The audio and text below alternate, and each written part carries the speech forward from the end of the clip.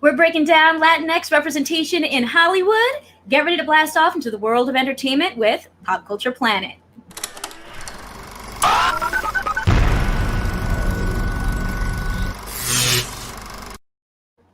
Hello and welcome to a brand new episode of Pop Culture Planet. I'm your host, Kristen Maldonado, and each week we're joined by incredible experts for analytical pop culture discussions. To kick off Hispanic Heritage Month, I have super exciting news that I'll be sharing conversations with Latinas making waves in the entertainment industry, from Yvette Monreal of Stargirl to Julie and the Phantom star Madison Reyes, and more, each week starting this Sunday. Here is a quick sneak peek of Yvette Monreal sharing her passion for Queen Selena. It was me against the person who actually got the film right now for this Netflix series for Selena. Really? Oh my God. What was that like? Are you like a Selena fan? Oh yeah, I mean, we grew up on Selena. I mean, I feel like she was one of the first like Latinas that I saw on screen. Like I watched that with my mom and I was super young. It made me feel like that movie itself made me feel like I was able to accomplish whatever I wanted. Like the family dynamic reminded me a lot of my own family. Like Selena had a brother and a sister that she was really close with and she grew up with. And she was kind of the baby of the house, and that's kind of how I was. And her dad was in a band, and my stepdad was in a band. And I just saw a lot of similarities and a lot of myself in that story. It made me feel like, oh man, if she could do it, I could do it. I didn't want to be a singer. I just wanted to be an actress. But movies like that, inspired me so much. So I am super excited to share that we have a bunch of interviews like that coming this month and throughout Hispanic Heritage Month to Pop Culture Planet. But today, I am very thrilled to be joined by the hosts of Latinx Lens, a podcast discussing Latinx representation in film and television through their lens, Rosa Parra and Catherine Gonzales. Hello, ladies. How are you? Hello. Doing good. How are you guys doing? Good. Yeah, I'm good. I'm so excited to have you guys on to chat about, Latinx representation. I know that's something that you guys are really passionate about, as am I. So I'd love to know, before we get into that, about your origins in the entertainment space. How did you guys get started, and where did your love of pop culture come from? Rosa, do you want to start? Sure, why not? Yes, I am actually relatively new to the industry and film criticism and the film industry in general. I've been doing this for 5 years, if that. And it all started with Wonder Woman. Wonder Woman was the film that changed my life pretty much, in a sense that I would see a lot of critics and a lot of these YouTube videos, and a lot of analysis on the film and why it was such a big deal for its time. And then that sparked a little interest in me, and I went and watched the movie, was fascinated by it. And I think I was more fascinated by the fact that it was a film with a female lens. That was definitely a big changer for me. And to see the film through a woman's lens was just mind-boggling to me. For the first time, I was not seeing a superhero or a female being objectified. And it was just amazing. It did wonders for me. So just to make a long story short, that was the movie that changed my mind, that changed my life pretty much. I started doing just quick, short 1-2 sentences reviews on Instagram. And then from there it evolved, and now I'm here on your channel. Awesome. Well, I'm glad you're here. Now, I'm sure we're going to get into this also, but what made you guys create Latinx Lens? Yes, well, because the same reason that I'm relatively new at this, I decided to build a foundation and get more knowledge in film and film history.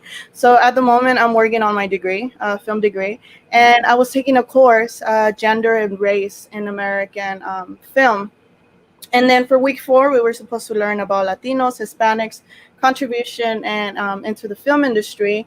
And we had to do readings. We were using a textbook, a 500-page textbook, and was just disappointed to read a page and a half just on Latinos and everything they've done in history. So it was more disappointing to me that probably a few weeks prior to that, I had written a piece on Dolores del Rio, who was one of the first Mexican actresses in the 1920s and 30s.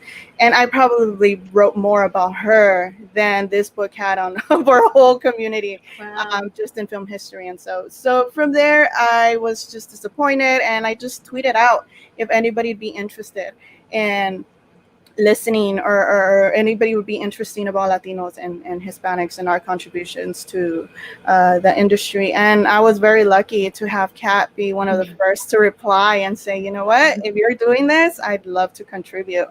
And it's perhaps the best thing that's ever happened to me. Oh, that's awesome.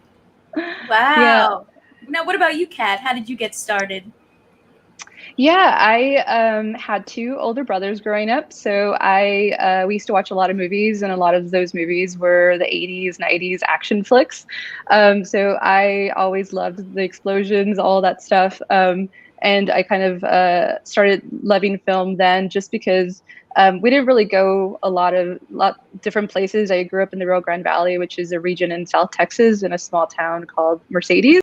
And so there wasn't a lot to do, and we didn't really go to the movies until I was like in high school. So a lot of what I saw was when I was growing up with my brothers. And then the first movie that really changed, like, why I wanted to get into film, was Lord of the Rings. I became obsessed. I saw all the behind the scenes features. I was like, oh my God, I want to be like a prop maker, or I want to be a makeup artist or whatever. And so it just went from there, and I was kind of known as like the movie geek in high school. And then I thought but back then, like, I went to college like 13 years ago. So it wasn't as easy as it is now to do like these lives or talk about movies, or get into the film industry, especially like, I don't know, I just didn't know how to go about it. And so I actually went down like another path first. But then I switched majors in college to radio, TV, film, just because I took a class just like, oh, let me see how it is. And I loved it. And it felt like that feeling I had watching movies when I was little. So I knew I was in the right space. But I thought I would be more on the behind the scenes, but I found that I actually really love talking about movies, love analyzing it from the other side. While I do love being on set and that sort of thing, I leave that to people who know more than I do, and I appreciate it. But I love talking about it. And then it's been about 5 years now where I run my own site called shuffleonline.net, and talk about movies, TV, and all that stuff, just because it's such a big part of my life. And then I'm so lucky that Rosa chose me to go on the Latinx Lens journey, because I have been really wanting to kind of dive into, I'm Mexican American, and so diving into the Mexican side of my roots, and I found like it just came at the right time where I was also in that journey of discovery and wanting to kind of talk about it and learn, and so it just felt like it was the right time. And it's been so much fun, as we're releasing our 10th episode, I think tomorrow, so it's been a fun journey ever since. Very cool. And if you're interested in checking out Latinx Lens, you can check out the description box where there will be a link to it. Make sure you go check out that 10th episode. What a milestone. That's awesome. Yeah. Now I'm curious, what are your guys' relationships like with your Latinx heritage? Well, go ahead. Okay. I'm first generation Chicana. So my parents my mother was undocumented. She came, she immigrated when she was probably mid-20s. And so, yes, the Mexican culture is predominantly present in my upbringing. My first language is Spanish. I wasn't allowed to speak English at home. But thanks to that, I'm able to talk it and listen to it and understand it fluently. Well, I think it's fluent, not too fluent, but no, to me it's been very, very, very present. So I still struggle with that. It's just that identity crisis of being raised in a bicultural environment where you're just constantly questioning yourself, questioning your identity. If you go to Mexico, I've gone to Mexico several times, and my family never see me as a Mexican. And every time I'm here, I'm never an American. So it's just that I've had a lot of issues with that, but eventually, as I'm learning, working on, I said I was working on my film degree, but I'm actually working on 2 other degrees other than that too. And one of them is Chicana and Chicano studies. And the more I read and the more I'm learning, I'm becoming more comfortable with who I am. And I'm comfortable saying that I am a Chicana. And yeah, so for me, the culture has been there. I did grow up watching a lot of Mexican television shows, las novelas, soap opera, everything. It's been there. And yeah, it's been tough. It's been tough because I tend to embody the stereotypical Chicano. I'm born and raised in East LA, and that's what we've seen a lot in film and television. So yeah, it's been dominant in my upbringing, and very proud of it, and very try to pass down whatever I can to my kids, and everything I'm doing now with Latinx Lens, and also with In Their Own League, which is mainly focused in female representation. And of course, I have 4 daughters, so that makes it more powerful to me. It's just important for me to not only let them know that to voice better representation of both women and women of color, but to also let them know that they should be able to dream, and they shouldn't be limited, or anybody should be able to determine what skills they're capable of having just based on their gender and their cultural background. Wow, you are inspiring me, Rosa. Yeah. But how do I follow that up? But I feel that what you're saying about that kind of, I don't know, just feeling that weird balance of like being Hispanic and American. I'm sure we'll get into that more, but Kat, do you want to share a little bit about your background? Yeah, so growing up in the Rio Grande Valley, I like all my school. We had like a small school, and basically all Latinos of all different, I think, backgrounds, like in terms of probably mostly Mexican American, and also now that I think about it, probably some immigrants as well. And I think I've tried to do my family tree, but I think I'm like 4th or 5th generation Texan probably. And I think we probably much very fit into that saying, you know, that we didn't cross the border crossed us, you know, maybe my great grandparents or something. And I know like a few family members here and there, like maybe a few great grandparents were from Mexico, and you know, and then mixed with, you know, my other grandparents who were born in Texas. And so it's very I call it Tex-Mex, just because it's like the fusion of like the Mexican culture that's been kind of, you know, diffused in the very Texan way, an American way, and then you know, mix in Spanglish, which is what my parents speak. And so we didn't. I think their first language was they would speak Spanish with their parents, but for some reason, like we didn't really speak Spanish at home. It was more of that, the fusion Spanglish, and it's really hard to kind of describe. Like when I talk to my parents now, I hear it so much. Like I hear it so much more since I've been away from them for longer. So I hear the like Chicano accent. I hear that you know, kind of the way I probably spoke 12 years ago before I moved to Austin. And so I just find it. I don't know. I just find it is, now that I'm here and I'm outside of that environment, it definitely feels. I feel the pull of 2 different cultures, and feeling also sometimes like not Latino enough because I don't speak Spanish, or you know, I don't embody some of the stereotypes, you know, and then it makes me feel like, well, maybe, you know, I don't fit in, maybe I'm more American, but it's not true. It's like we are, you know, we're just different, and it's good. And so I think doing the Latinx journey has really kind of made me figure out that, like, I guess identity crisis in some ways that I think a lot of people that are of 2 different cultures have, or even more than 2 cultures, now that, you know, there's a lot more diversity. So I don't know, it's hard sometimes to kind of figure out, like, if you go more towards one, you feel like you're going away from the other side. And I think it's more about, for me, just finding a balance and embracing both, and that's okay. Yeah, I think you make so many great points. My background, my family is Puerto Rican and Dominican, but my parents are from New York. Their parents, so my grandparents are from Puerto Rico, the Dominican Republic. But like I my parents didn't really speak Spanish growing up with us at all. Like we have certain words that we would use for foods and things like that. But and I found out only relatively recently that my dad's first language when he was young was Spanish, but now he's not as strong in it.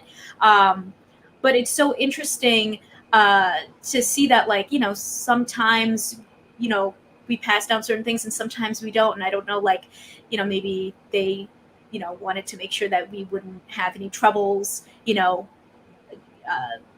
communicating with people here, so my parents didn't really teach us Spanish, which I feel like is, one of the biggest regrets of my life is that we didn't get to learn that, because, we learned it in high school, and that's not, you're old at that point. It wasn't the same. Yeah. I remember my Spanish teacher told us, oh, we don't need to teach you because you guys already know Spanish because we're all Mexican. I'm like, no.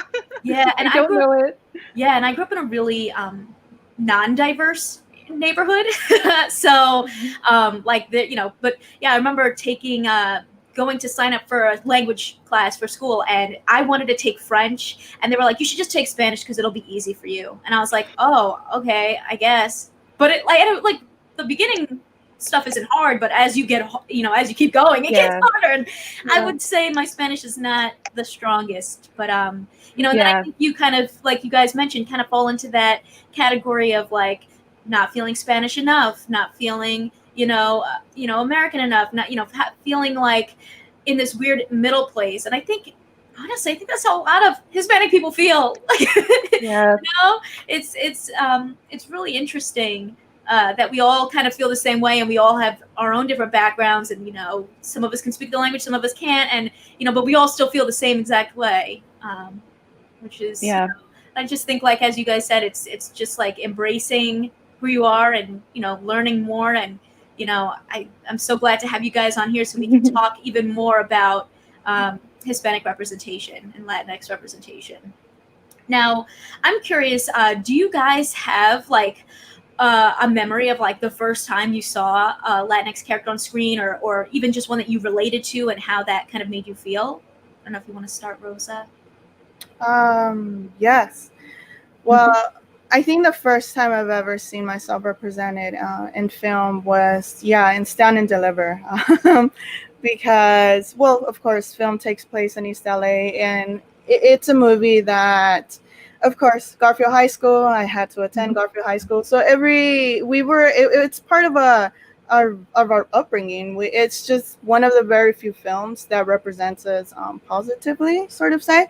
And so at a young age, I watched Stand and Deliver, and the character of Anna, who's the little with glasses, a little dork, and she's just perhaps one of the smartest girls in the class.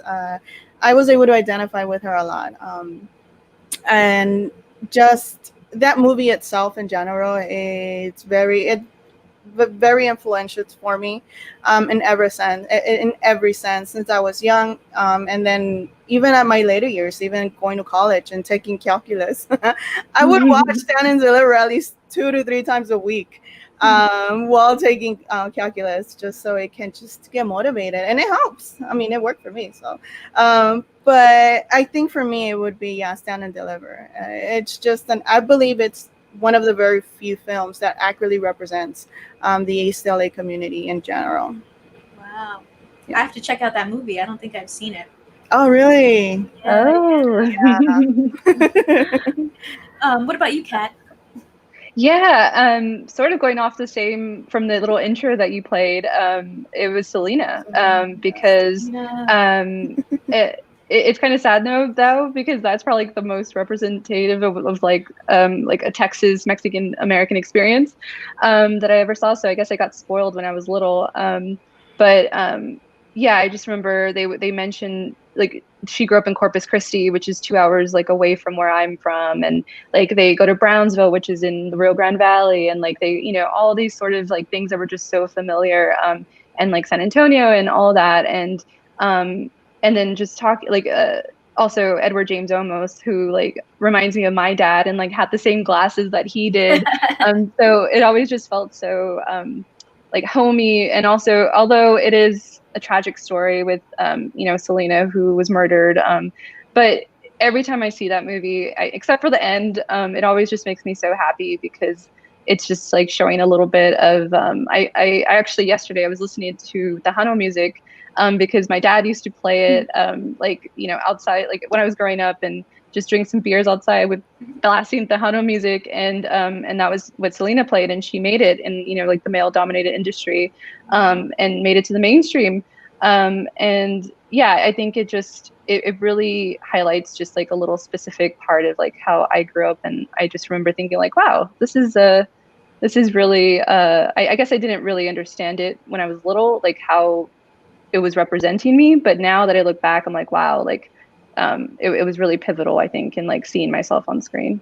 Wow. Yeah. I mean, Selena, such a powerful movie, such a good movie. Yeah. And I think what's really interesting in that movie is they also mentioned kind of what we said about like being Latino enough, being American enough, and like, man, I rewatched it recently and I was like, wow, this holds up. Yeah. That's the best. Like me and Rosa talk about it all the time. We're like, that's like the best line ever, detailing the way at least I feel, and I'm sure a lot of people feel. So I think it's like, it was an okay film, but it's like really good in terms of like what it's talking about the Mexican American, experience, at least one part of it. Yeah, absolutely. For me, one of the shows that I really loved was Ugly Betty. And I felt, America Ferrera, I just love her because she's just such a dynamic and like positive force, I feel like. And I really loved following that story because even though I didn't necessarily relate to everything that she was going through, there were certain things of like having a strong family or, not being the best at, Spanish or, kind of being a little bit awkward sometimes or, trying to find your place in this world sort of message that I really related to. And she's a character that I just, I love that show so much. I think I've watched it like 4 times, and I don't like do that. I don't like sit and watch shows like multiple times like that. But there's just something about it, the way that they like make everybody in that show feel like a family, even when there's like the drama. It still feels like fun and like everybody just like has this great connection. And I really loved seeing that world kind of come to life, and I just think it's so inspiring and such a universal story. So that's one of my favorites. Yeah, I used to love watching that. I watched the earlier seasons, but I didn't finish it. What I also really liked about the story was that she slowly kind of comes out of her shell. It's not like she's like, oh, here's our makeover, I'm a supermodel now. It's like, no, she like, slowly loses her braces. She gets a different haircut, or, she gets nicer glasses. Like they don't change, like fundamentally who she is. It's just kind of like, as she grows, things slowly start to evolve, which I thought was a nice story because it's not just like, oh, you have to change. It's like, no, we're just growing up, we're becoming more who we are, which I think is a nice message versus makeover story, Yeah, not a Princess Diaries story. Makeover. Yeah, oh my God, that makeover, iconic. Yeah. I haven't seen the show, so but it was actually funny. Now that I'm thinking, I'm listening to you guys talk about it. It's funny because I did watch the Colombian original novella, and then I watched the Mexican version of it. And then I thought to myself, well, this is just the American version of it. Just leave it aside. There's really no need to see it. But now that I'm listening to you guys talk about it, I'm like, okay, I might get interested in it just because it was talking to a different demographic at the time. Yeah. But yeah, it was one of my favorite novellas back in the day. But I have a more of a, I like the Colombian version, the original version a little bit more than the Mexican one. But yeah, interesting. Okay, now I might get. Yeah, it's so cool how universal of a story it is. Like there's like so many remakes of that show in so many different countries, and then they even, I think a year or two ago, remade it for Telemundo with Betty in New York. Which was fun too, to just see like another take kind of on the story. I don't know. There's just something about that character that I really love. So Yeah. Now, I'd love to get into, what we think are maybe some positive and negative portrayals of like Hispanic people in Hollywood. I think that we're slowly making strides, especially recently in seeing characters like Ashley Garcia and characters in One Day at a Time. But I'm sure that there's, a lot more that we can continue to do. So I was wondering if you guys had any thoughts on that. One that I brought up with Rosa's heard this from, but I really love Diego from Umbrella Academy. Yes. And I mean that whole show though is like really good with doing a lot of different types of representation in a way that doesn't feel forced, which I think for me is the way I want it. Like I don't want it to have to. You can kind of tell when they're hitting these story points in other types of content, and you're like, oh, you just put that in to think like I would relate to it or something, and it's not natural. And with Diego's character, it's never really mentioned that he, anything about his background. Obviously, the name Diego sparks up, some of the Latino connotations or whatever, and you can kind of just make an inference that he came from, that background.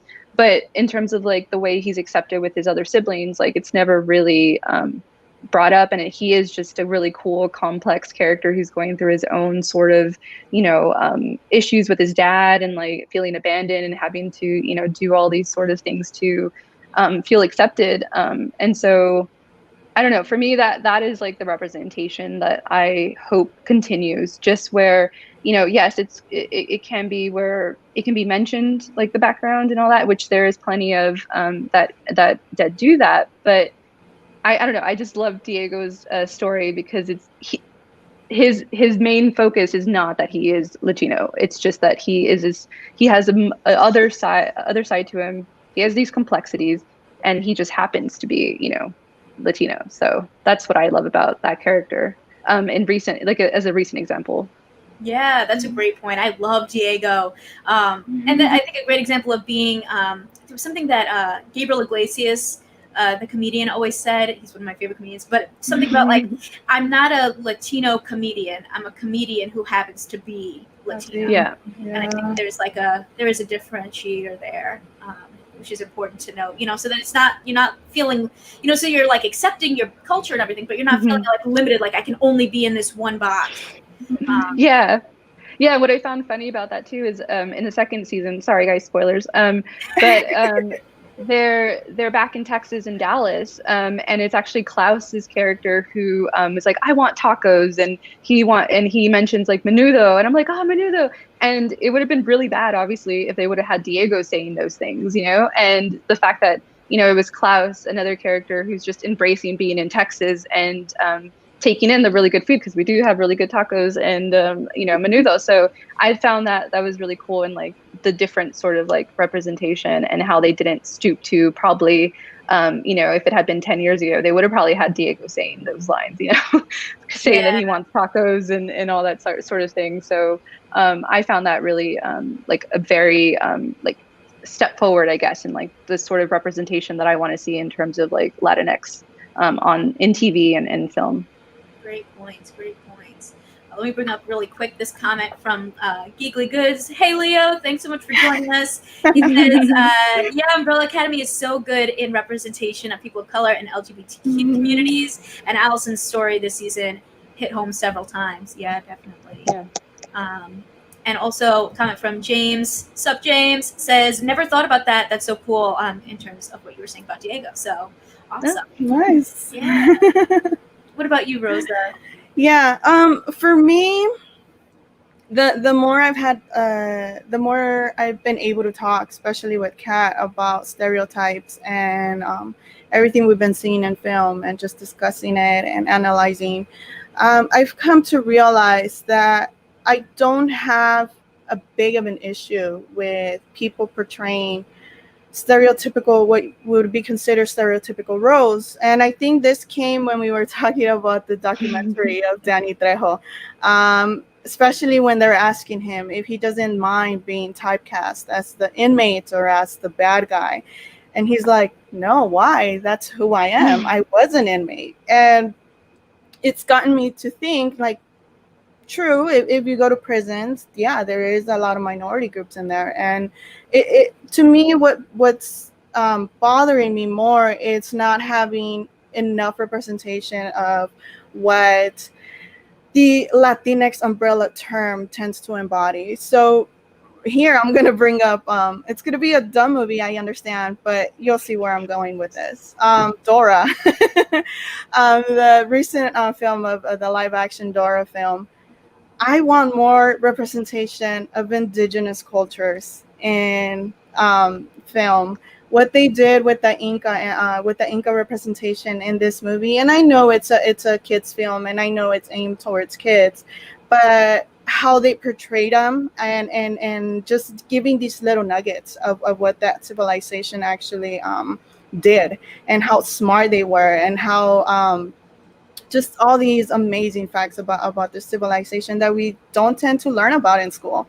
We either need to get a higher education to learn about them, or either have, I don't know, family member or somebody else spark that interest in us. So movies like Dora that depict several different groups of Latinos in there, because even Dora herself, she's Latina, and having Michael Peña and Eva Longoria as her parents was also a treat. But just depicting different little groups and demographics within the Latinx community, it's something that I'm currently advocating for, because even though whatever little representation we do have, it's the stereotypical Chicana from East LA, brown, when we all come in different shades, different sizes, different areas, with different cultures and traditions, and even dialects and languages. Not all of us speak Spanish or an indigenous dialect either. So yeah, just I think that's where I'm going more towards, not being bothered as much for the stereotypical representation, but advocating for a wider range of it. Absolutely. And I got to say, I loved Dora. I thought it was a great movie. That was like one of my top movies of 2019, honestly. Like, I thought it was really fun. I thought they did a really great job with it. Yeah. So, but yeah, totally agree. Like, seeing a wider range of people, you know, whether it's, like you mentioned, size, you know, skin color, you know, other ethnicities, like within the Hispanic umbrella, like I think that that's super important as well, to just be able to see different types, because like everyone then has these ideas that, like, you know, you can only be Latina if you look a certain way, or if you speak a certain language, and like that's it. And I think that those stereotypes do kind of bleed into probably why we sometimes even feel like we're not Latina enough or whatever, because it's like what people watch is, you know, really affects our community and our society. And if you only see a certain type of Hispanic person, that's what you think they are. And then you think that's all that exists, when there's so much more out there. So yeah, totally feel you. Yeah, I did want to bring up one thing that both me and Rosa also found interesting during this like stereotype exploration with the tax collector. So the movie itself is like not well written and whatever, but not for the reasons like that people were saying. And it was more so like we found like we were already going into the movie like after watching the trailer with our own biases towards you know, a Latino gang, another one, you know, being portrayed. And it made us think, like, why is that, you know, because this is essentially like, you know, part of our community, whatever. And it is based, you know, in some truths, I guess. But we realized that it's because of the way it's been portrayed all throughout, like, you know, cinema. It's like the same kind of thing. Yet there's also sort of like, you know, the Irishman and the mobster movies and all that sort of stuff that people consider, oh, that's a really cool movie, that's badass, but it doesn't come with any of the other like connotations of like, oh, Latino gang movie, like that's, whatever, like it doesn't come with the same acclaim in some ways. And I love those mobster movies. I love all those kind of other ones in terms of like cinema and the characters and the stories that come through that. And if you look at like the sideways of them, like the fact that they're both about families most of the time, they're in this like criminal kind of organization. Sometimes people want to get out, sometimes they don't, whatever. There's crime. And then there's also like, just like honor, revenge, like they're essentially kind of the same thing, but they're in different cultures. And one is looked down upon in some ways, even by us, like we were going in with those biases. And so that we found that super interesting just when we were talking about it, because we were ourselves already thinking this movie like, oh, another one. And instead of it being where it could be like an Irishman portrayal, like if someone comes along, please do it, because the tax collector was not it. But it could be something that could be, that sort of movie is a genre in itself, right? So it's not going to go away. The stereotypes will be there, but in terms of like just making it in a different culture, which happens to be like East LA, whatever, is not seen as good in some ways. Like the going into the movie just is what we found. Now, why do you think that is? I wonder, do you think it has to do with the people telling the stories? Because I feel like something that you kind of mentioned made me just think about, I mean, honestly, how many actual Latino people are creating these movies,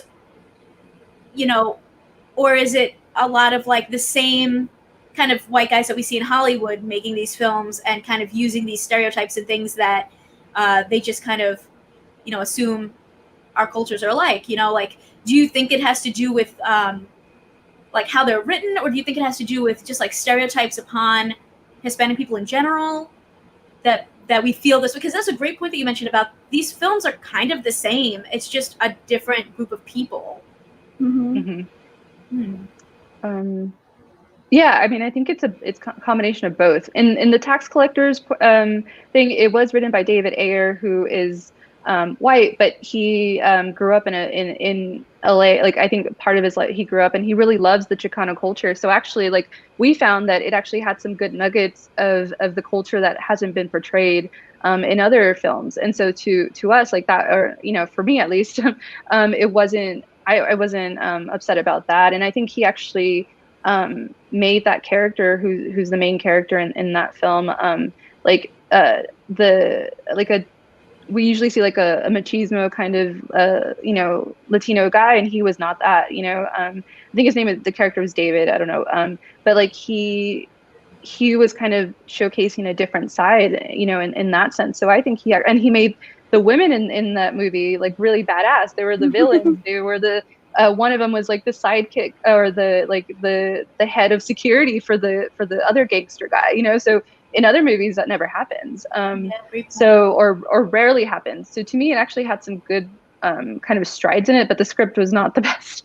But I do think in the other cases it is kind of used as a trope, like it is always the same thing. Like I think I remember seeing Logan, and which I love that movie, but it was like they went to El Paso and of course they run into like the gang, and then like in another movie it's always like if it's criminal, it in the US it most happens to be like a Latino gang, and it's like, okay, let's just like do something else, or maybe have it come from a different lens, or just tell a different story, because it's always just the same thing over and over again.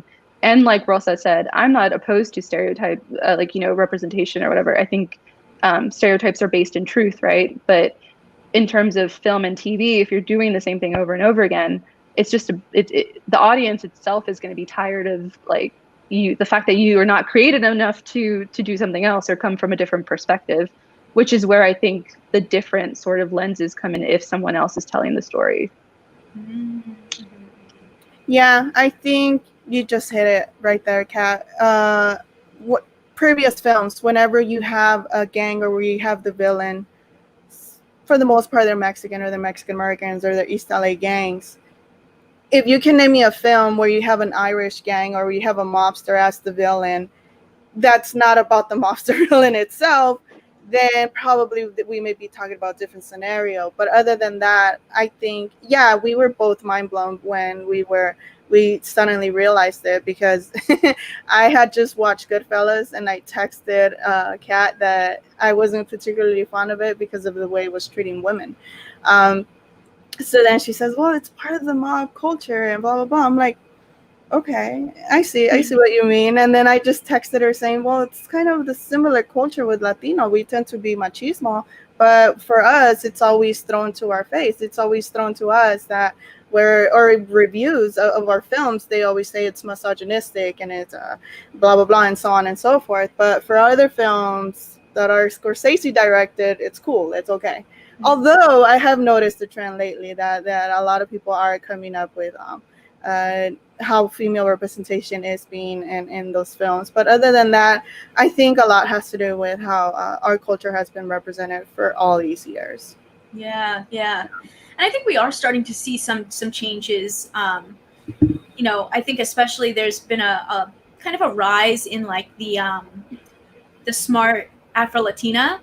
I feel like we've been seeing a lot of that kind of like new, I mean, I guess it's sort of in a way a new trope that has kind of come into play with shows like On My Block and what is that President one?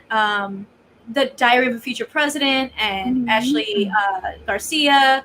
Do you think what do you think about these like kind of new tropes, I guess, that are starting to come up? Like that one, I guess. Yeah.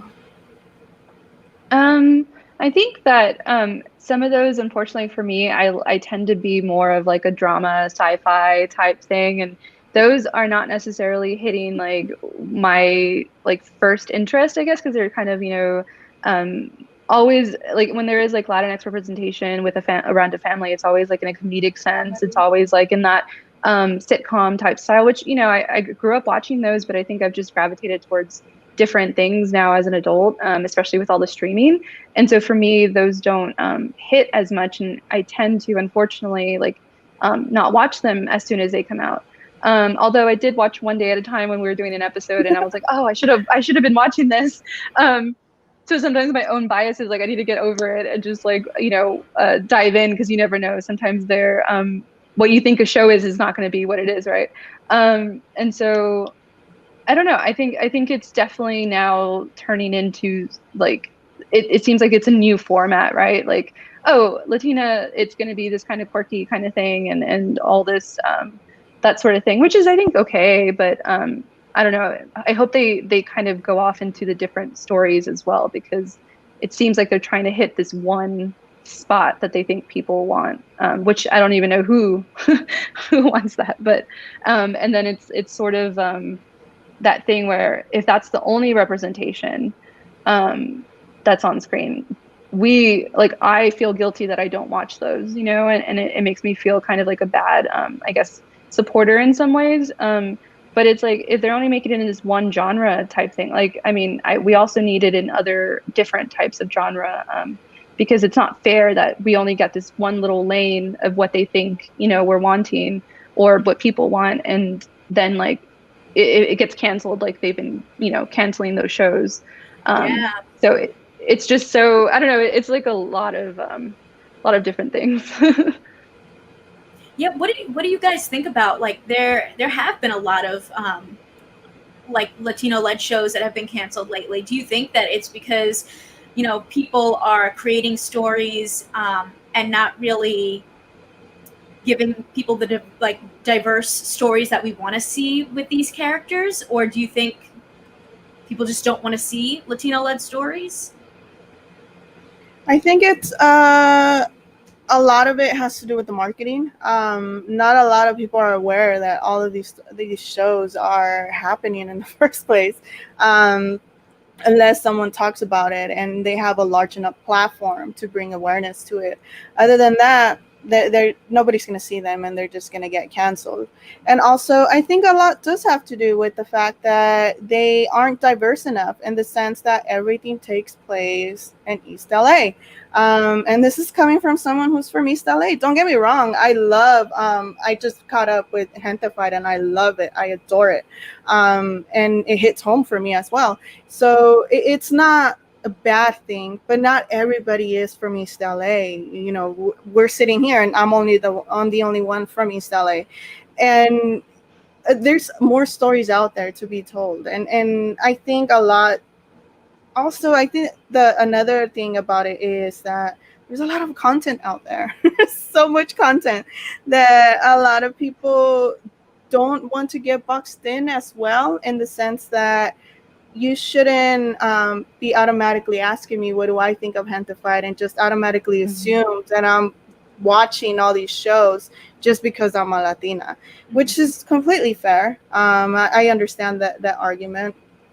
I am, however, a big believer of supporting people, and in every sense of the word. So if I can watch shows and just try to bring awareness to it, then I'm going to do it. But even I wouldn't be able to watch all the shows that are out there at the moment and try to like give my 2 cents about them. So I think it's a multiple factor. Multiple factors contribute to all these cancellations, and it's unfortunate. It's unfortunate that a lot of these shows are getting canceled. However, these past few days, I have been seeing all these people getting contracts, or like with HBO and with other networks that are also getting their deals done to bring up more shows. So that's I guess that makes me happy. So yeah, I guess it's a lot of factors that contribute to it. Yeah, absolutely.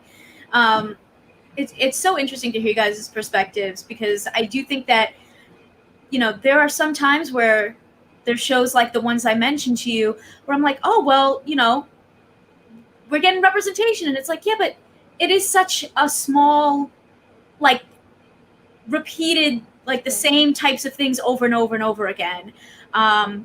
And I didn't even realize what you meant about, realize, as you said, though, that everything is set in East LA. I'm like, wow, yeah, you're right. That show, that one's in East LA. You know, like, I think even like On My Block, I'm pretty sure is in East LA. East Los High is in, you know, like all these shows that I'm like, wow, I really like these shows. But and I do think that, like you said, it kind of like limits the view of what you could be seeing from, you know, all different types of Hispanic backgrounds. Yeah, wow. Now, like, you know, it's great talking with you guys about this stuff, because, you know, as you mentioned, you know, we don't need to only watch, you know, Hispanic shows, but we are supporters. So I'm so glad you guys are here with me today to chat about this. Now, you mentioned also that there's a lot of people starting to get deals and stuff. Do you guys have any like favorite filmmakers or writers or directors in the, you know, like that are Hispanic that you just think are like really doing a great job, or like maybe have recent projects out that like we should be checking these things out? Well, just because it's going to be our recent episode that's going to drop soon, we highlighted Patricia Reyes, who is a Mexican director, and she's actually probably one of the only ones that's like really broken into, or Latinas who've broken into like the mainstream Hollywood kind of area, and so she directed The 33, Girl in Progress with Eva Mendes and Sierra Ramirez, and then she did the Under the Same Moon. That was like kind of a breakthrough, I think, in Hollywood. But seeing those movies, like we saw all 3 of them, it just made me like I could see her where it would be awesome if she could get like one of the Marvel movies, or one of like, you know, something like that. Because the way she was directing like The 33, which is about the miners, some of those shots were so beautiful, and I was just thinking like she could really, I don't know, that movie for some reason made me think of that. Like, why isn't she directing more like bigger movies in Hollywood is my question. Just because from what I saw with what she was doing just from those 3 films, I could see so much potential, and I hope that like she's able to do more. And she also has directed episodes of Jack Ryan that's on, you know, the recent one on Amazon Prime. And so I was like, oh yes, see, like my thinking was not far off when I was watching like the other movie, thinking that she could do like some action movie or whatever. And so I hope, I just encourage people to go seek out her work, and hopefully, you know, we'll see more from her and other female directors also who are, you know, Latinas or all kinds. So. Absolutely. What about you, Rosa? Ooh, it's a good question. I can't think of anything right on top of my head. But I guess if we're gonna just probably go back to one of the episodes of Latinx Lens, and probably the documentaries that we talked about that I just recently brought up about Danny Trejo, and then also another documentary, Walter Mercado, Mucho Mucho Amor. So yes, I love those. You inspired me to watch that one. Oh my God, it was so good. I think I watched it at like midnight, and I was like, I couldn't stop. I was like, wow. Yes. Awesome. Yes, those two documentaries are certainly amazing. And I think I remember saying this in the podcast. These are the type of films we need. We need more films about actors and personalities that inspire us in every sense. You have Danny Trejo, who's had a rough road, but he's still here, and just to hear his story and everything he went through and what he's doing now is just fascinating. Walter Mercado, oh my God, I grew up watching him and just seeing his story, because I didn't know what had happened to him. I just remember growing up, seeing him in television, and that was it. I didn't know what else had happened. So what the documentary was very informative as well. And yes, definitely two documentaries I highly recommend seeing. And yeah, watch out for Cristina Constantini, who's one of the directors of Mucho Mucho Amor. I'm pretty sure she's going to go places. She's really, really good. And yeah, I think One Day at a Time also, it's going to be premiering in CBS or NBC, one of those two. I'm sorry, I don't have the correct information here. But yeah, they're going to be going live, and hopefully they get enough ratings to stay there, because it's one of those shows that, to me, I really, really very much enjoyed it, and just the way they depict the family and different. And of course, they have Rita Moreno, who does not love Rita Moreno, who's just an icon. She's just queen. Yes. So yes, I guess those two documentaries and One Day at a Time. Awesome. Yeah. I mean, what I'm really curious about, what do you guys think? I mean, what do you guys think we can be doing to just like continue to? Yeah, I feel like we've been seeing this surge of like diversity, whether it be in the Asian culture, you know, Black culture. We're just seeing like a lot more films, you know, surrounding these cultures. And I'm curious, do you think that we're going to have that moment for Latinos? I mean, I hope so. But I don't know. I don't. It feels like we haven't had that like really breakthrough moment. Like in well, I guess the close one was it Gabriel Luna as what is it, the Ghost Rider in Marvel? But then like they cut that one. They cut the series or something. But like I don't know. I hope. Now that there's more, I think there's definitely emerging filmmakers. Maybe, you know, we're like one movie or one TV show away from kind of having those moments. And the folks that Rosa was mentioning that just got, you know, greenlit for their series. Hopefully that's like the start of, you know, the next kind of content we're seeing in Latinx representation.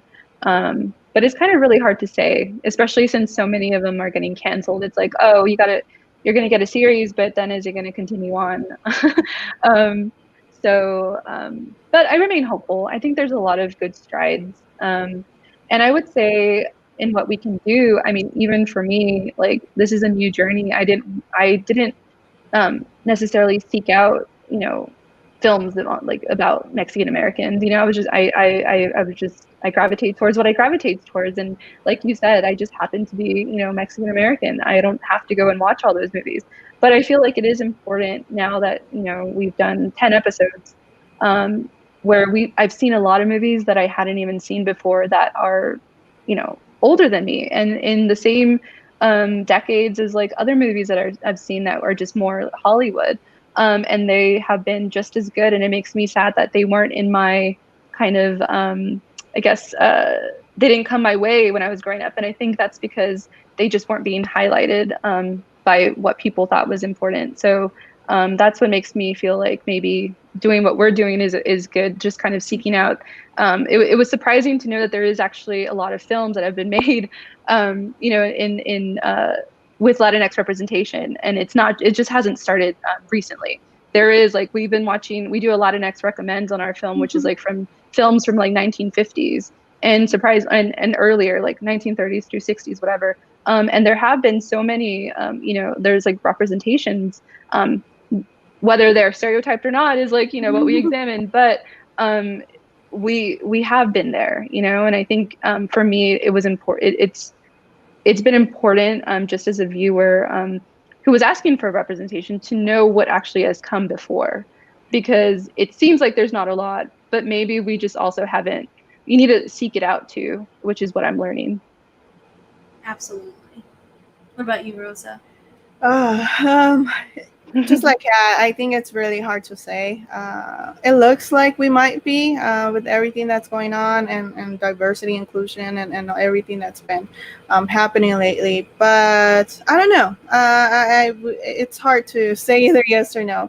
The way we can help, me personally, I try to support as many voices, as underrepresented voices as possible. Try to attend film festivals, either Latino film festivals from LA or Chicago or other different cities, and try to highlight those films as well. And yeah, I guess to me it's just about support, and no, it doesn't matter how big your following is, and if you support someone else.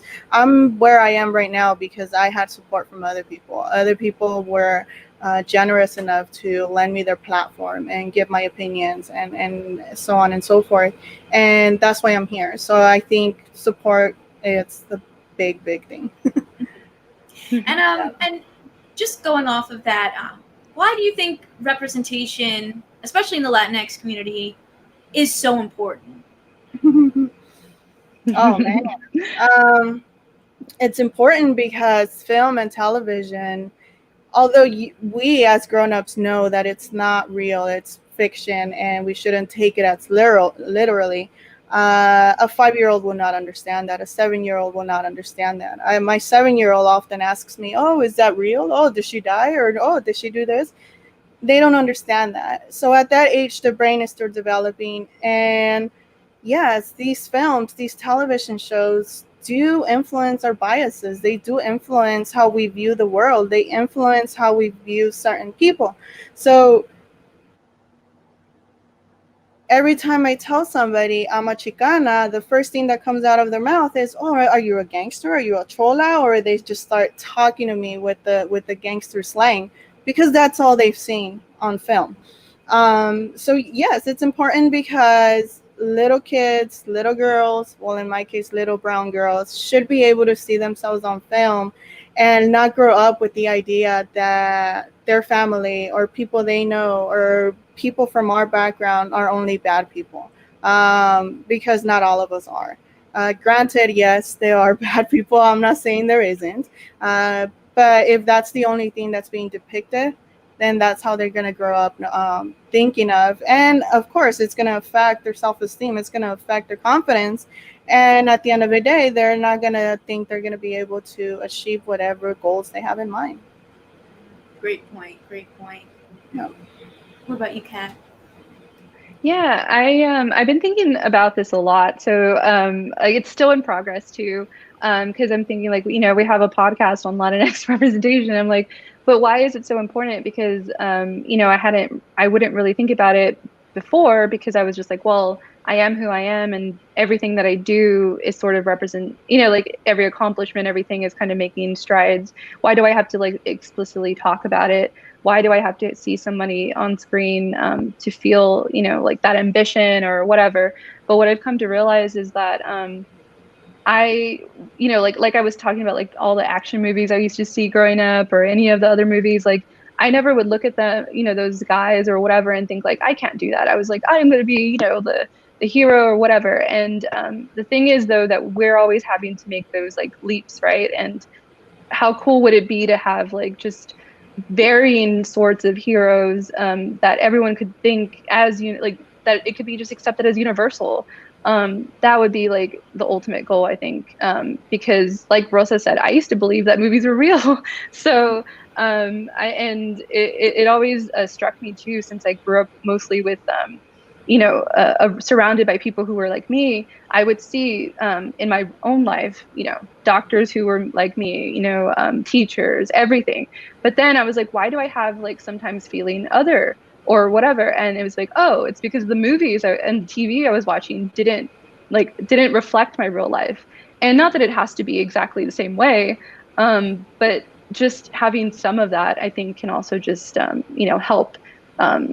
Also, like in terms of like for me, like seeing other cultures, seeing other you know, things, like it just helps everybody become more empathetic towards each other's stories, and regardless of like color or whatever, just, you know, different situations and all that. I think it does help, because we tend to watch a lot of movies and TV, and that's how we kind of like it's like kind of a mirror of, you know, the human kind of emotion stuff. So I think it would help see it reflect a little bit better, you know, what actually society is. So maybe it can help people understand, you know, I don't know. I think that's it's sort of like in progress answer. So it's a little messy, but I'm really still also trying to figure out like, why is this important to me, and why is it important in general? But that's sort of like the main thing that I've gotten, is just more towards like a universal acceptance of not having it to be so notable, like, oh, this is the first Latino whatever. It's just like, oh, that's just another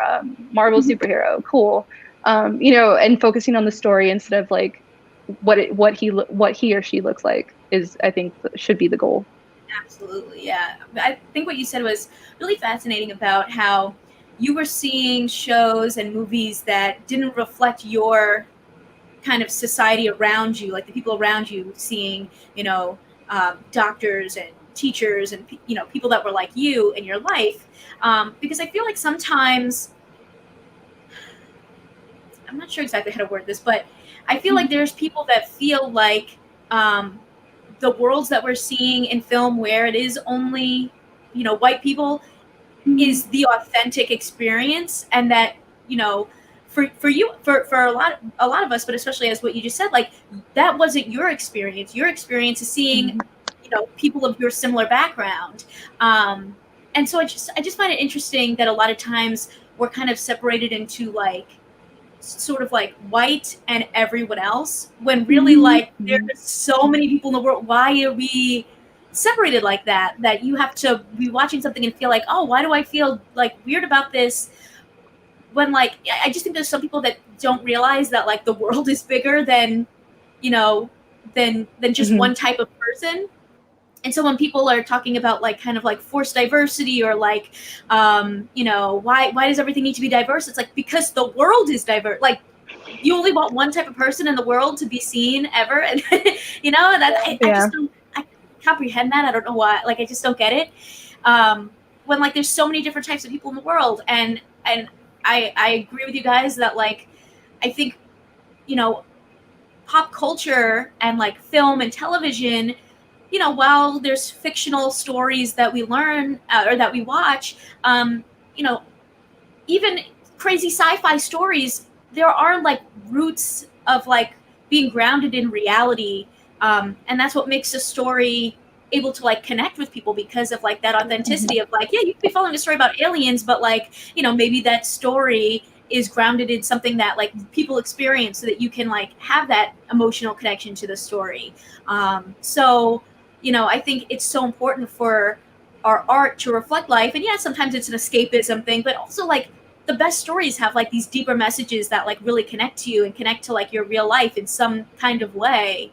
And I'm going to bring up a comment really quick here from Colby Mack. What's up, Colby? Who says that art should reflect life in society, and representation is that authenticity. And I think that's so like on point, you know. And I think to me, watching stories where like I just see the same type of people and over and over again, I'm like, that's not what life is like, you know. Like we all have friends of different backgrounds and different cultures, and like you said, Kat, to like be able to learn about someone else's culture can be so eye-opening. And you can see that, like, you know, whether you're you know, part of the LGBTQ community, or if you're Black, or if you're Asian, yes, your experiences are different, but also if you're Hispanic, your experiences are all different. And you know, like, just look at us here today. We all have come from different places. We all have different backgrounds. Yes, we have some similarities, but also I'm sure we all have, you know, a lot of differences also, that like if you were to watch a movie about something, like you get to take different things away from that movie or that project, which is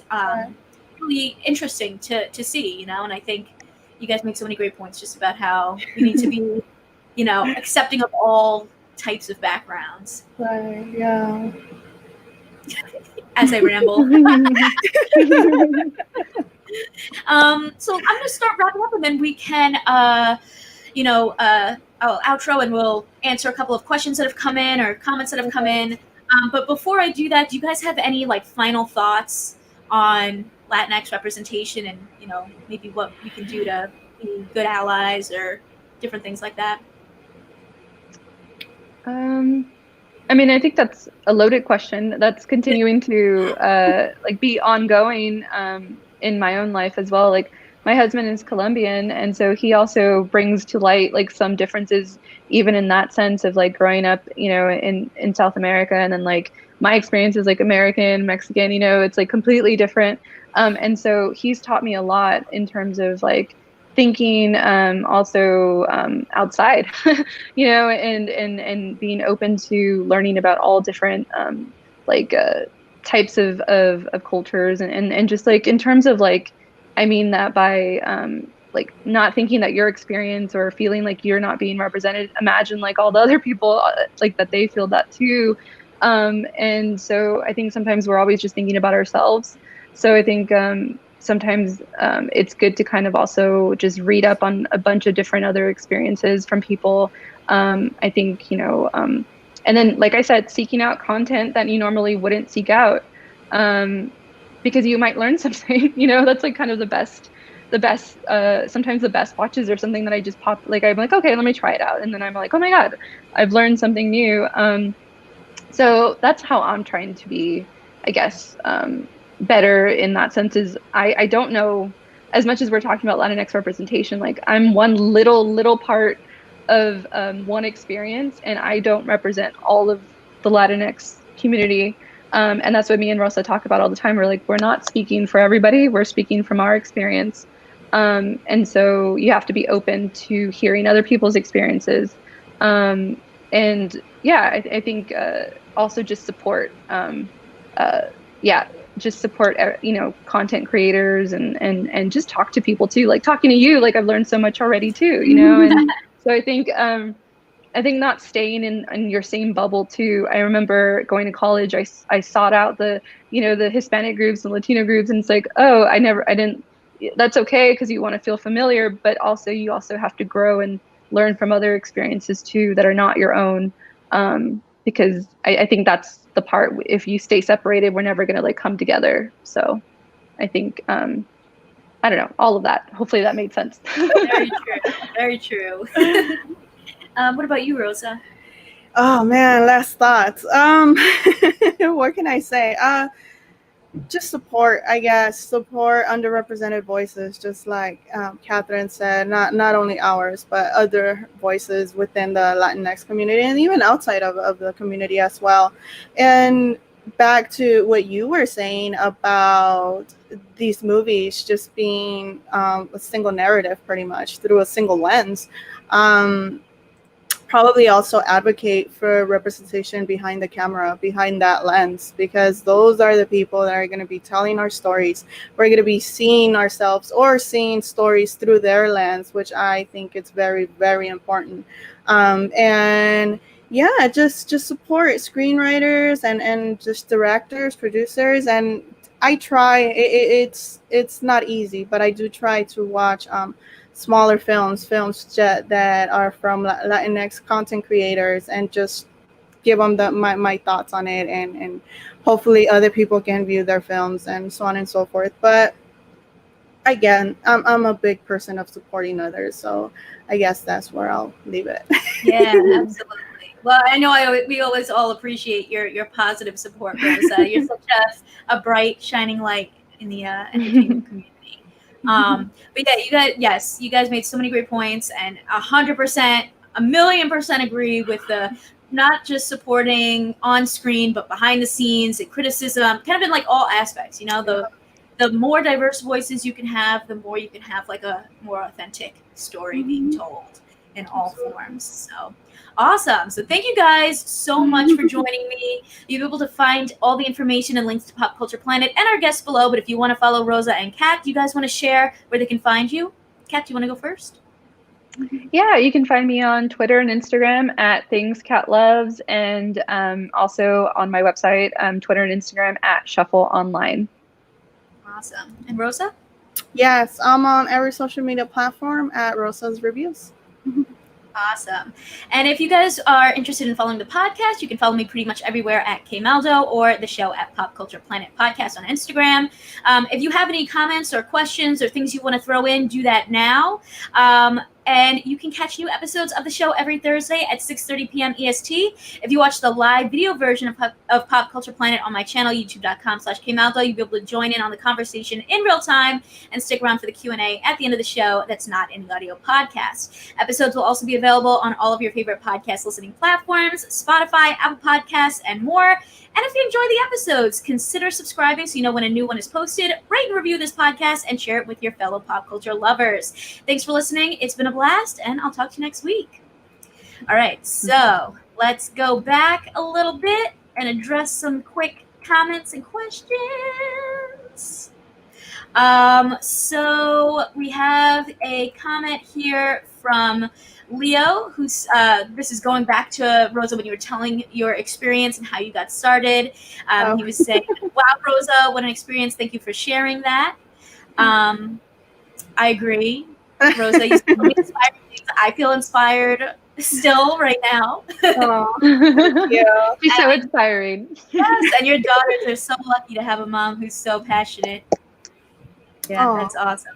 Thank you. Of course. Leo also says, "Ugly Betty, criminally underrated." Agreed. Such a good show. I love it so much. He also wants to know, what did you guys think of Shia LaBeouf's character in The Tax Collector?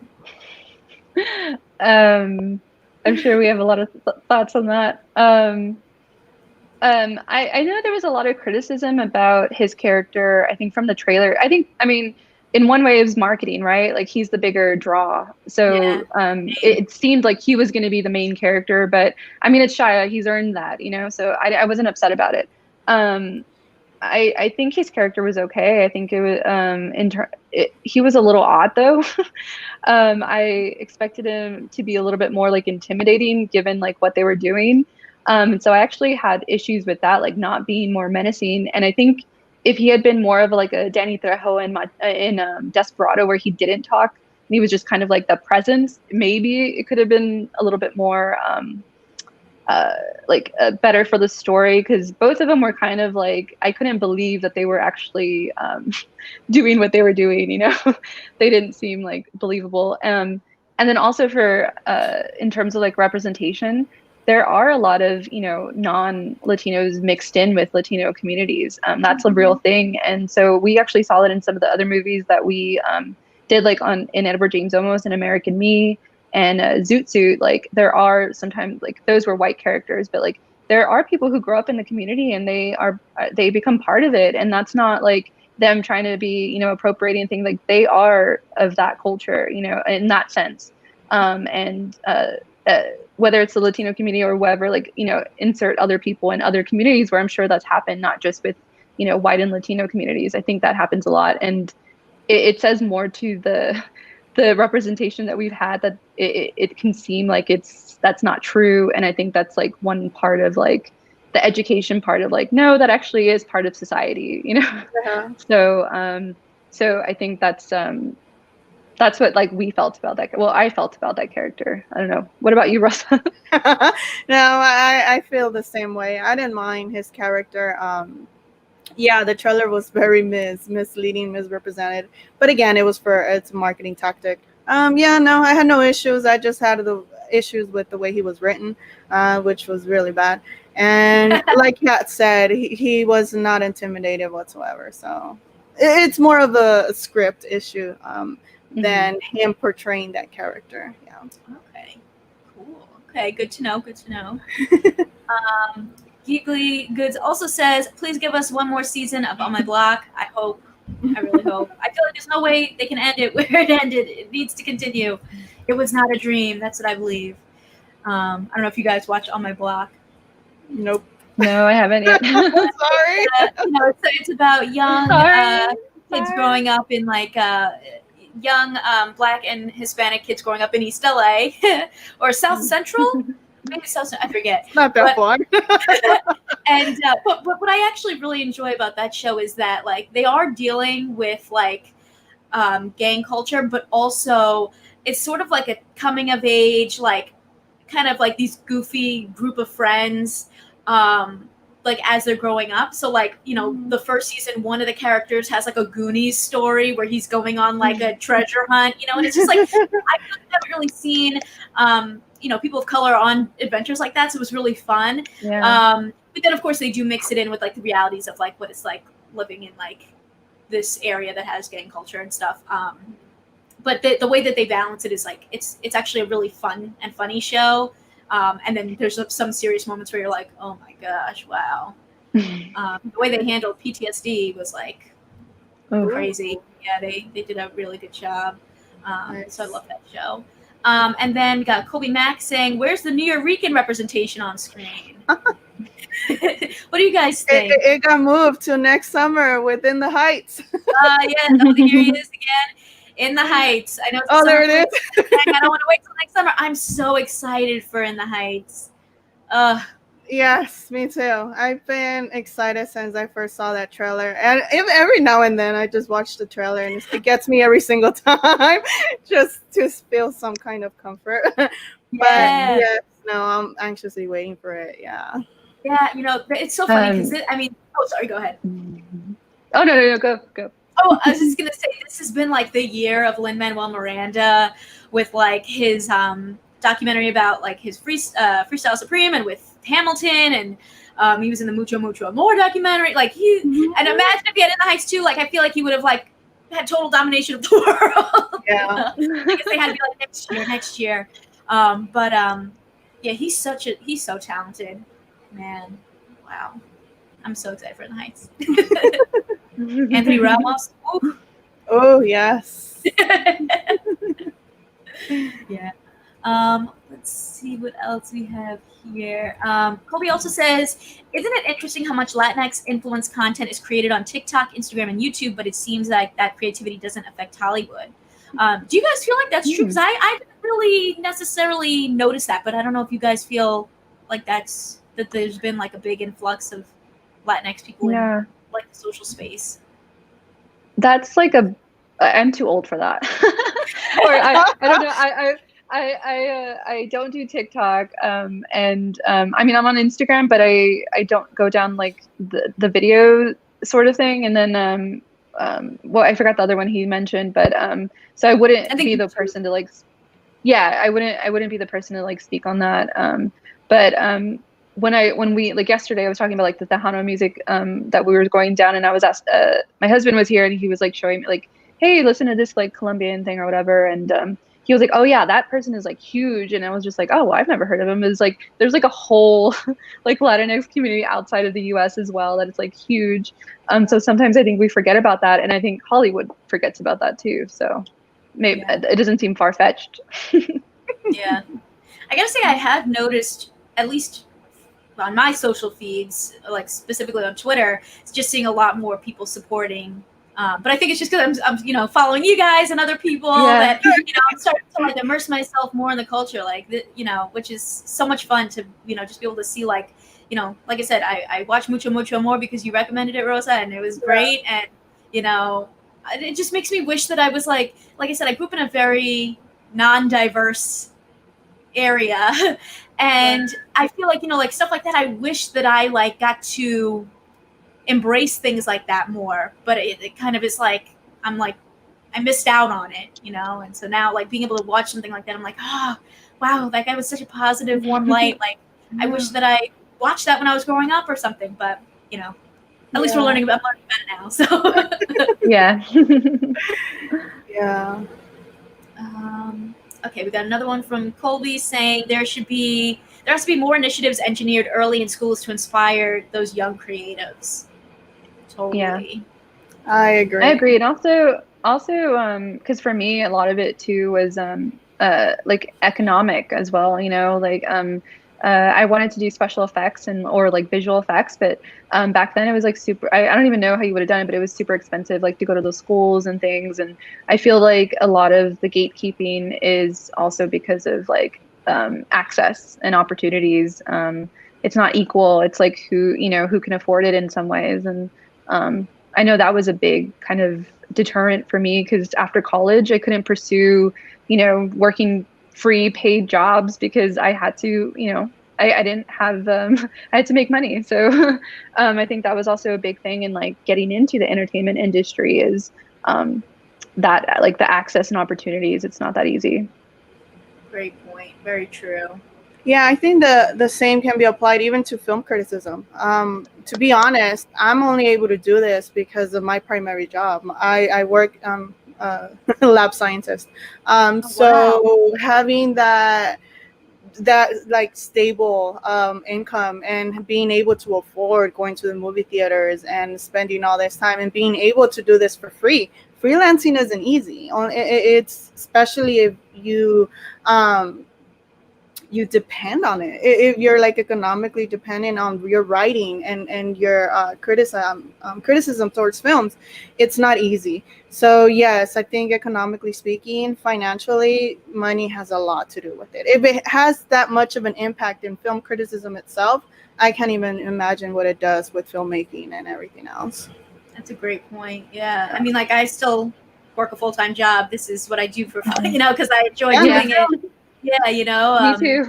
So I think a lot of people are in that position, and I think, especially actually, I've been talking to a lot of women in film criticism lately, and we've just noticed that, like, I think I don't know, there's something about women, I guess, that we will ask, can we do something, and if they say no, we're like, okay, all right, sounds good, I guess I'm done.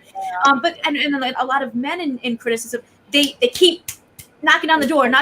And so we've been talking lately about just persistence, and how, like, just because someone said no doesn't mean like now I'm gonna move on to the next thing. It's like, no, you just ask somebody else or ask again, or tell them why you deserve this or why you should be doing it. And it's like, oh wow, like I don't know, I just never thought to do that. I didn't want to bother anyone, and it's like that persistence is key, and it's crazy, but I think it's a good right now, especially now that we have free time. I'm like, okay, well now I'll send 100 emails instead of just one, Gotta get out there, do stuff. But that I don't want to bother anybody mentality is super real, because that's the way I grew up. My mom would be like, oh, don't like, if we would go somewhere, she'd be like, and people would ask like, do you want water? It's like, no, we're okay. And I was like, what? Like, I want it. And then so it's like you learn that kind of like thing, like don't make a bother, just like even if you're thirsty, like you're gonna say no, like what. So now whenever I like kind of break out of that, it's like when I go somewhere someone offered, like, yes, I do want that, like it's like kind of making that way of like sending another email even though they said no. It's like you got to break out of like just being like, I'm okay, like, and you're not. And it really works. Like I've like seen it where I've sent another email and then my thing came through. I'm like, wow, really? I just gotta ask 100 more times. Okay, I'll do it. Yeah. It's crazy. But okay, let's see what else. Geekly Good says, amazing discussion today. Prayer hands, fire emoji. And Mason says the best show that he feels has so much diversity is Never Have I Ever on Netflix. Have you guys checked that one out? I have not. Yeah, I saw that. Actually, I guess on a pod, on Pod Clubhouse sometimes, and me and Aisha were the co-host for the Never Have I Ever. Like we did recaps of that show. Oh, awesome. And she is actually she's Indian and half Indian and half African American, so she had some like really good insight on like the Indian part of the show, which.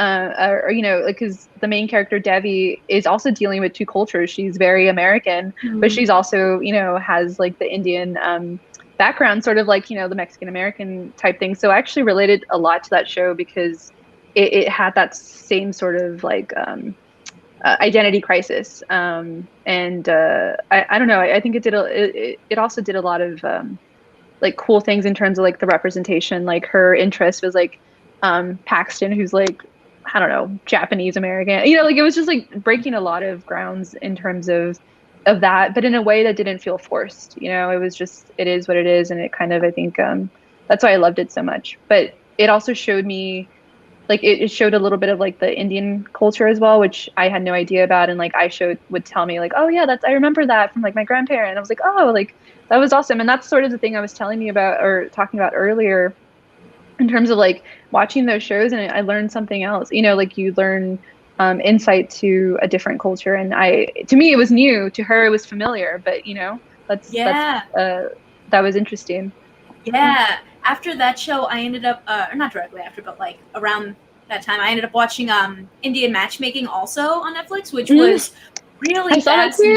Yeah. And I was like, you know, I just felt like I learned so much about this culture that I didn't really know. And then I ended up bringing on my friend Sarita and Ankit to talk about Indian representation on my channel. And it was so interesting to hear from their perspective because it's not something that I know anything about, and to hear kind of like what they thought on like how they portrayed people in both of those shows was really interesting. And they brought up so many great points about just like colorism and stuff that I was like, wow. Like Sarita's my friend from like we work together, so like me and her had just had a phone call conversation. She was just telling me all this stuff anyway, so I was like, let's just talk about it on camera. And she was like, okay. So funny. Let me see. We got another comment from Film Lovers Are Sick People that says, nothing to add, just enjoy this conversation. Thank you. Thank you. Ron Smith, what's up, Ron? Says, what's Ronald Smith? We love to see it. He says, what is up, everyone? Love that Kristen brought in these two awesome individuals. Question, besides Coco and the Owl House, how do we get Hollywood to push for more Latinx cartoon shows and films? That's a good question. That is a good question. It is.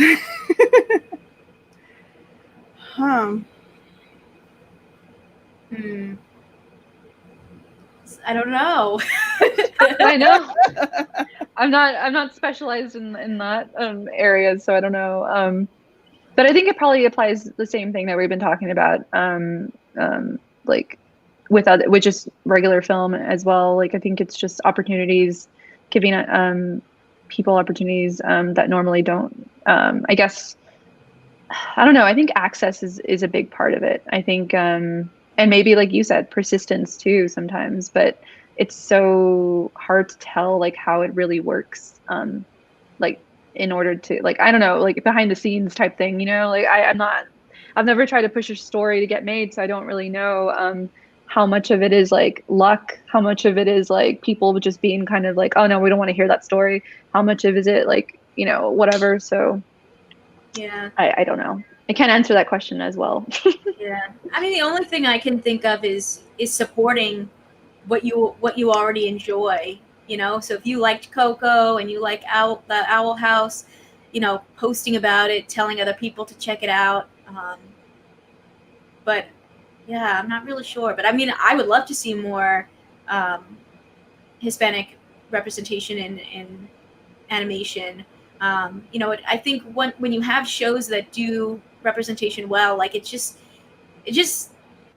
gives you like a nice little warm feeling because, you know, animation is so nostalgic, and, you know, to be able to see stories done well, like the show that I think of when I think of really great animation is Craig of the Creek. I don't know if you guys have ever checked it out on Cartoon Network, but it's basically a story of a young black boy who has he and his friends go to this creek in their neighborhood, and they, you know, go on adventures, and it's just not a story that, like, it's a story we've seen before, but not with a young black protagonist. And then you get to, like, they explore his family, and he has such a great family. His parents are super successful, and they're like very close to him. You know, you get to see these really like nice interactions between him and his dad. And it's just like, you know, like one of those like heartwarming kind of stories, because you're like, this is like done so well, you know, and I just want to see other cultures being able to like have that feeling, you know? I mean, you know, I mean, I would love to like show like that for us. Yeah. Well, like Into the Spider-Verse is like a perfect example. I think that was probably my favorite movie. I think 2019, last year, right? And I think I don't know. It was done in a way that it was like the culture was sprinkled in. It was who he was, right? But it wasn't all about that. And I think that was like the perfect, like, I don't know. And it was just such a good movie in terms of like animation. It was like doing something different. And a superhero, I don't know. I can't wait. You know, like that's awesome. Yeah, Afro Latino. So I don't know. I think hopefully that has opened doors for other creators as well to kind of tell different stories, because it was so universally loved, because it was just, I think more so than anything, that's if a story is just so good, it's going to transcend any color, any whatever. People are going to not care what the character is, right? Because it's just going to be such a really good story. So I think that was like a really good example of that. Like, it was, I don't know. I love that movie. I watched it so many times. Awesome, definitely. Okay, we got a comment from Mason that says the show Cobra Kai literally glorified toxic masculinity. Have you guys watched that show? Nope. I have not. I just watched a few episodes. I actually thought it was pretty cheesy, so I was like,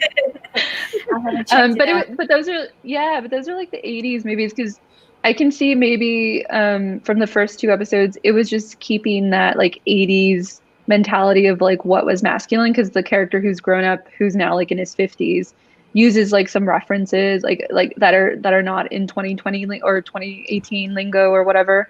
But it's mostly him being stuck in the past. So I don't know if it like progresses after that, but I could see why maybe that's why it was just stuck in like an 80s reference point. Okay. Yeah, that makes sense. Yeah, I haven't checked it out, but I mean, people have been really enjoying it. I've been hearing a lot of good things, and I don't know, maybe that's one to check out. Sure. Let's see. I'm going to do one last comment, and we will wrap up. Mason says, I think with Gen Z getting older, Hollywood will push for more diversity because Gen Z is really into diversity and representation. Do you think that it's a generational thing, diversity and representation, I guess?